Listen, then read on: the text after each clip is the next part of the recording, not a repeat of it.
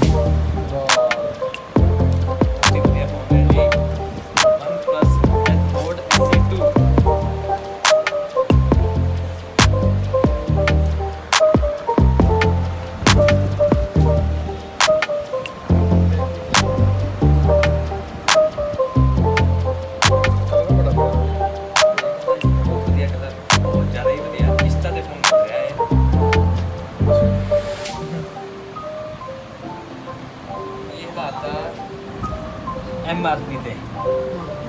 डब्बे जिन्ने मांगे उतना प्रो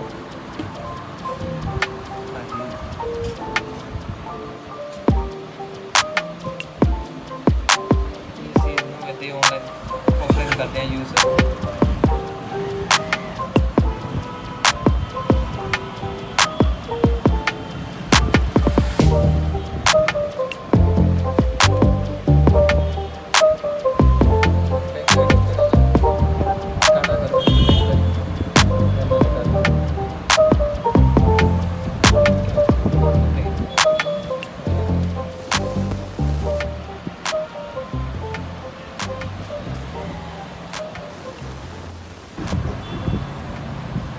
बटन ले लो अंदर चल पे साडा OnePlus Nord SE2 सेटिंग इतना मॉडल है ना